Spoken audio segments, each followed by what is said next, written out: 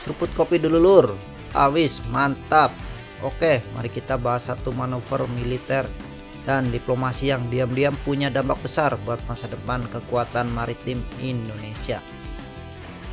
Kunjungan Menhan RI Syafri Samsudin ke pangkalan Angkatan Laut Jepang di Yokosuka.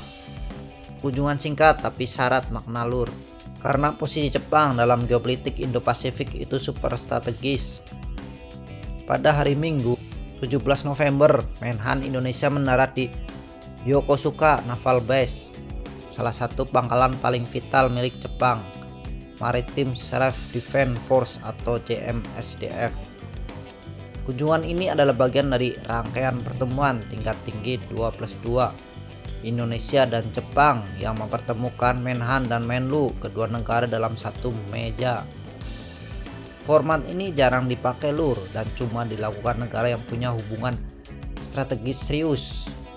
Begitu sampai, Menhan Syafri langsung disambut pejabat senior Kementerian Pertahanan Jepang. Kunjungan kemudian dilanjutkan dengan peninjauan alutsista Jepang. Tidak tanggung-tanggung lur. Mereka menunjukkan 3 kapal utama yang menggambarkan kekuatan maritim modern mereka. Yang pertama adalah FFM Kumano, frigat generasi baru kelas Mogami yang dikenal sebagai kapal masa depan. Kapal ini punya desain steel, radar, antena AESA, kemampuan peperangan anti kapal selam, drone untuk pengintian dan mesin yang membuat lincah untuk operasi jarak menengah. Jepang mendesain kapal ini agar bisa dioperasikan hanya dengan 90 awak, sesuatu yang menunjukkan efisiensi teknologi mereka. Kapal kedua adalah JS Jingai, kapal pengawas maritim yang biasa digunakan untuk misi dukungan, pencarian dan komunikasi strategis. Kapal ini punya kemampuan komando and control yang cukup kuat. Sedangkan kapal ketiga DDD 151 Asagiri, destroyer yang sudah lama dioperasikan JMSDF dan telah ikut puluhan misi di kawasan Indo-Pasifik. Walaupun bukan kapal paling baru, Asagiri masih sangat kompetitif dalam peperangan anti udara dan anti kapal. Peninjauan ketiga kapal ini bukan sekedar jalan-jalan lur. Indonesia diberikan kesempatan untuk memahami langsung bagaimana Jepang mengembangkan alutsistanya, termasuk tata kelola awak, sistem sensor, integrasi persenjataan dan doktrin operasi. Ini penting banget karena Indonesia sedang dalam proses modernisasi pertahanan maritim, ditambah fokus pemerintah pada poros maritim dunia. Selama berada di Yokosuka, berlangsung dialog profesional antara delegasi Indonesia dan Jepang. Topik utama mencakup interoperabilitas TNI AL dan JMSDF.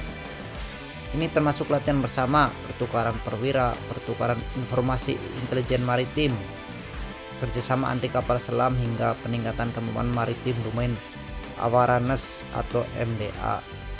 MDA ini penting banget lur, karena kunci pertahanan laut modern adalah mengetahui apa yang terjadi sebelum ancaman datang.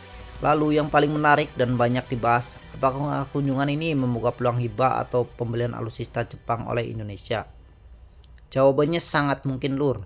Jepang saja beberapa tahun terakhir mulai aktif dalam skema hibah dan ekspor peralatan pertahanan ke negara mitra.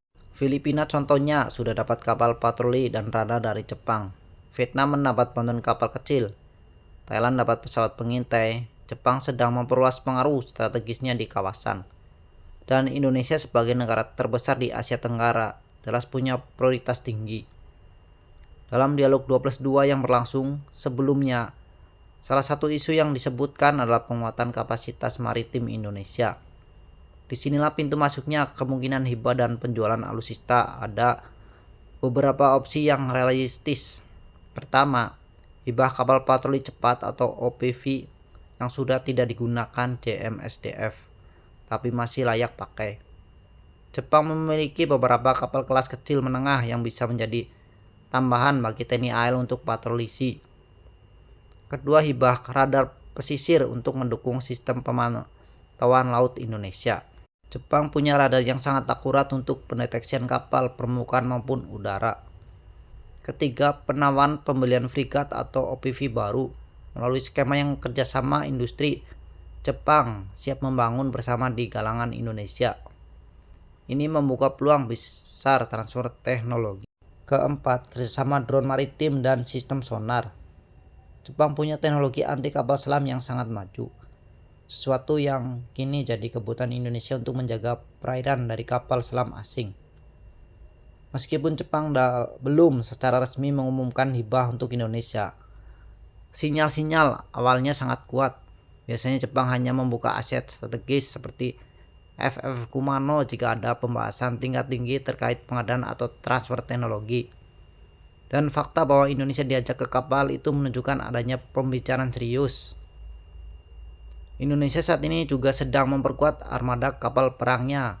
Beberapa proyek sempat tertunda atau dihentikan, sehingga Indonesia perlu mitra yang punya kemampuan teknologi tinggi, produksi cepat, dan komitmen terhadap keamanan kawasan Jepang.